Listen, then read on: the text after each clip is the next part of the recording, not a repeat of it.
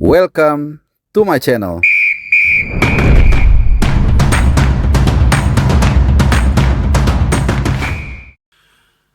Halo, selamat hari Minggu dan juga salam sehat buat teman-teman semua dimanapun kalian berada. Tidak bosan-bosannya aku berharap kita semua dalam keadaan sehat walafiat, dalam keadaan happy, supaya kita bisa segera menyambut 11 hari lagi pertandingan antara Indonesia menghadapi China di Gelora Bung Karno.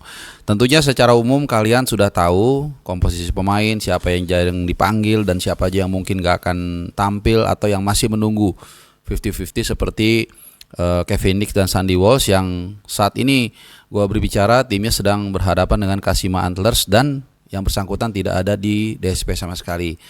Tapi kita nggak mau bahas soal itu, kita akan bahas kali ini diskusi juga soal siapa yang kira-kira akan pantas menggantikan Marcelino Ferdinand dan juga Ragnar Roratmangun. Seperti yang kita ketahui semua, dua pemain ini memang sudah confirm tidak bisa tampil karena Marcelino Ferdinand mengantongi kartu kuning dan Ragnar karena sakit. Ya memang ada satu lagi pemain yang juga dipastikan tidak bisa tampil, yaitu Martin Paes di pertandingan lawan China, yaitu karena sama juga akumulasi kartu kuning.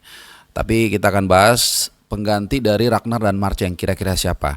Nah sebelum kita ke bahan diskusi tersebut, gue mau mengupdate juga soal penampilan dari Martin Paes yang kemarin juga baru main, belum lama ini mungkin 24 jam yang lalu, berhadapan dengan Seattle Sounders, masih dalam MLS tentunya. Di pertandingan tersebut sebenarnya Martin Paes tampil sangat baik ya, bukan gara-gara dia pemain Indonesia, tapi memang bagus.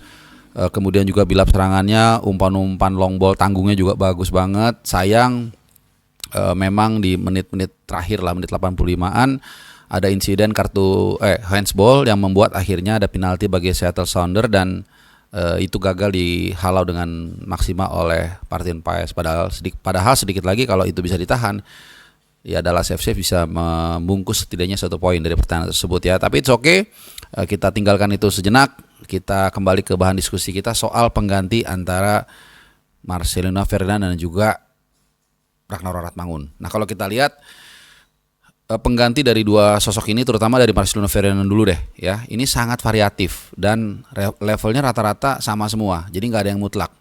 Bukan seperti misalnya Martin Paes, ya ketika dia absen kita langsung aklamasi lah, ya itu Emil yang menggantikan. Bahkan Alex Pastor pun dalam satu medsos, gue gak tahu ya ini benar atau enggak, dia mengatakan 99% Emil Audero yang akan menggantikan Martin Paes atau akan menjadi debut nanti di Gelora Bung Karno. Nah sementara untuk pengganti Marcelino Ferdinand ini, itu yang gue bilang tadi, selain levelnya mirip-mirip semua, tidak ada yang jomplang dan variatif gitu ya. Nah kita mulai dari yang pertama yang mungkin yang paling banyak disebut-sebut orang, yaitu soal Egy Maulana Fikri ya, Egy MV yang sebenarnya di Dewa United juga sangat gacor, sangat bagus banget penampilannya dan posisinya atau profilnya juga mirip dengan Marceng. Ini salah satu alternatif yang gue rasa akan masuk juga ya bahan diskusi atau pertimbangan dari tim kepelatihan yang digawangi oleh Patrick Kluivert dan dua asistennya yaitu Denny Lanzat dan juga Alex Pastur ya. Jadi Egy ini sangat punya potensi untuk menggantikan. Dia punya kecepatan, dia juga biasa bermain kaki ke kaki gitu. Jadi dia memenuhi kualifikasi lah begitu ya. Itu yang pertama. Yang kedua yang menurut gue juga bisa menjadi kandidat adalah Elino Reinders awalnya. Tapi mengingat kita ada krisis di sisi kanan pertahanan, yaitu dengan kemungkinan ya, ini kemungkinan absennya Kevin Dix dan juga Sandy Walsh, maka bukan tidak mungkin Elino Reinders yang nanti akan mengisi posisi kanan sehingga dia tidak bisa menggantikan posisi sebagai AMC. Sebenarnya pemain ini kan versatile ya teman-teman ya, walaupun dalam beberapa laga terakhir di PEC Zwolle dia lebih banyak bermain sebagai bek kanan, tapi dalam beberapa kesempatan dia pernah bermain sebagai MR, bisa bermain sebagai AMR dan juga pernah bahkan bermain sebagai AMC dan juga striker walaupun occasionally. Ya gue lupa ada satu pertandingan saat itu tim PEC Zwolle itu ingin mempertahankan kemenangan sehingga pelatih menaruh dia sebagai striker untuk serangan balik gitu ya, untuk memanfaatkan tingginya pertahanan lawan. Jadi dia pernah nih main di beberapa posisi. Jadi mungkin aja dia menggantikan posisi Marceng, tapi itu tadi, apakah Sandy Walsh bisa back in time sehingga dia bisa memerankan peran sebagai AMC, atau ya mau nggak mau Elino Reinders ditempatkan sebagai RB yang membuat akhirnya kita harus mencari pengganti dari Marceng dari pemain yang lainnya. Alternatif ketiga yang juga mungkin atau mencuat sebagai pengganti Marceng adalah Jakob Sayuri. Betul, sepanjang hidupnya mainly dia bermain sebagai kanan luar lah, bek kanan, sayap kanan, bahkan juga penyerang kanan. Masih ingat umpan ikoniknya ke Marcelo Ferdinand ke golnya ke gawang Irak di Piala Asia, itu kan dia sebagai AMR gitu. Tapi kalau kita sedikit flashback ke Liga 1 yang baru saja selesai dan Persib sebagai juaranya selamat hari ini melakukan pawai ya di Bandung dan sekitarnya. Siapa tadi gua sampai lupa ya, si Yaakob Sayuri ya. Ini dalam satu momen ketika kita masih ingat lawan Malut United lawan Persis Solo, saat itu Coach Imran Humaruri memplot dia sebagai AMC, penyerang lubang, dan it works very very very well. Bukan hanya soal 3 gol dalam 8 menit, tapi bagaimana dia melakukan tekanan, pressing, passing, membuka ruang, mengisi ruang dan sebagainya. Dan ini sering gue ungkapkan dalam beberapa kesempatan, gue berbicara langsung dengan Coach Imran, dia memang sudah melihat potensi ini sejak lama dan dia mencoba itu dan berhasil gitu. Jadi ini juga tempting juga nih, menggoda juga bagi Alex Pastur dan Patrick Kluivert dan Deli Lansat untuk mungkin apa kita coba ya dia sebagai AMC. Ini kan mungkin memungkinkan saja begitu ya. Nah, alternatif keempat menurut gue yaitu memasukkan Ricky Kambuaya. Nah, lantas bagaimana nanti komposisinya? Kalau menurut gue Ricky Kambuaya nanti akan berperan sebagai MC. Ya, sementara Joe Pilipesi kan sudah firm lah ya, kita sepakat dia sebagai DM. Nah, Tom Hai nanti akan lebih didorong ke depan sebagai penyerang lubang. Nah, ini juga menarik ya karena Ricky Kambuaya sama juga dengan Egy dan juga Septian di Dewi United ini tampil sangat stabil, dan di GBK pun pas kita ngalahin Bahrain 1-0 dia main cuman mungkin 15 menit ya, gue lupa.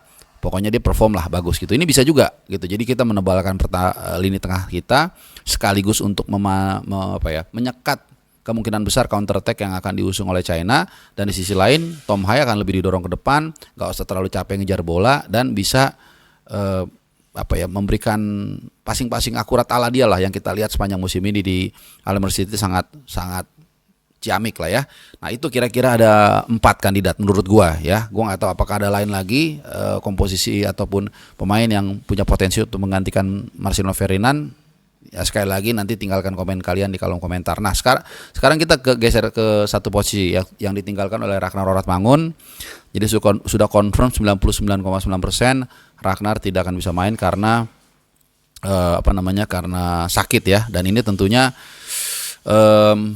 menjadi kerugian tersendiri. Jadi kita kehilangan di second line nih. Para penyerang handal kita ini tidak bisa main, ada 2 orang. Walaupun nanti lawan Jepang Marceng bisa main, kalau Ragnar tetap nggak bisa main. Nah, penggantinya ini menurut gua ada 2 opsi. Pertama adalah Stefano Lillipali dan kedua Dean James. Kita akan kupas sedikit ya soal 2 pemain ini. Stefano Lillipali kelebihannya adalah umpan-umpannya nggak usah diragukan, akurasinya, visinya bermainnya juga sangat bagus. Jujur emang terutama musim lalu. Ya, musim lalu dia mencetak 11 atau 12 gol plus 17 assist ya. Hampir 30 gol lah dia terlibat di dalamnya, baik direct gol maupun juga assist. Tapi kelemahannya adalah ya usianya, pertama dia sudah menginjak 35 atau 36. Nanti kalian bisa googling sendiri. Kemudian dia baru balik dari cedera dan baru main 2 atau 3 kali. Jadi kita nggak tahu nih secara real apakah dia memang bisa capable untuk bermain 90 menit baik secara endurance maupun juga kebugaran cederanya ini nih seperti apa, ini kita nggak tahu. Tapi kalau soal visi bermain gak usah diragukan lagi, disiplinnya juga sangat luar biasa, dan attitude-nya ini yang gue suka ya. Sejak September 2023 itu kalau gue nggak salah dia itu nggak dipanggil timnas dari era STY, bahkan di awal-awal Patrick Kluivert juga memimpin timnas juga dia nggak dipanggil, mungkin lagi cedera waktu itu ya, tapi dia nggak pernah koar-koar begitu ya. Jadi gue suka dengan attitude-nya. Tapi itu tadi tantangannya, apakah dia fit enough, cukup bugar untuk bermain sejak menit pertama menghadapi China. Nah, itu satu lagi alternatif yang bisa menggantikan Ragnar menurut gua adalah Dean James, karena sebagian dari kita juga mungkin tahu Dean James ini aslinya adalah left winger. Malah kalau kita lihat mainnya dia di Go Ahead Eagles, sering banget dia tuh instingnya masih kelihatan tuh, naik ke depan, crossingnya bagus segala macam. Kalau nggak salah dia juga ada cetak beberapa assist ya. Jadi ini juga salah satu alternatif yang menarik. Nah, dan Dean James ini kan juga bermain sebagai left back saat ini belakangan ini di Go Ahead Eagles. Jadi artinya dia dengan Kelvin Verdong yang mana kita juga aklamasi, gue pikir dia akan mengisi posisi tersebut. Ini bisa seimbang nih. Dua-duanya bisa nyerang, dua-duanya juga bertahannya juga bagus. Jadi enak. Jadi kita nggak takut kalaupun tinggi Kelvin Verdong naik ke depan, ada Dean James yang suatu waktu kalau memang harus backup dia punya kemampuan untuk itu gitu. Jadi ini menarik ya, karena kalau beberapa area lain gua rasa kita firm lah, seperti trio Jai Itse, Sapner dan juga Rido, gua rasa itu nggak akan tergantikan. Kiri juga Calvin Verdong juga demikian, Joe Pelopesi juga demikian. Cuman second line ini nih, dua attacking yang harus absen. Ini penggantinya yang gue bilang tadi sangat variasi dan mungkin juga tergantung nanti di TC ya, di TC yang di Bali, di mana besok gue akan berangkat ke Bali. Mungkin kita bisa lihat lebih dekat ya kira-kira seperti apa pengganti atau alternatif yang diinginkan oleh Patrick Kluivert terkait dengan absennya Marcelo Ferdinand dan juga Ragnar Rattangon. Nah sekarang gue kembalikan ke kalian, seperti apa pengganti dari dua pemain ini yang menurut kalian cocok dan apa alasannya? Tinggalkan komen kalian di kolom komentar. Sekali lagi terima kasih ya buat teman-teman yang sudah nonton channel gua, menonton video gua, dan terakhir gua meminta kalian untuk mensubscribe, bukan apa-apa, supaya kalau kalian komen itu bisa aman begitu ya, karena gue mencoba untuk menghalau spam judul yang belakangan ini sangat mengganggu. Kalau kalian setelah itu mau unsubscribe silakan gitu ya. Oke teman-teman, sekali lagi terima kasih buat perhatian kalian. Semoga kalian diberikan kesehatan dan adios.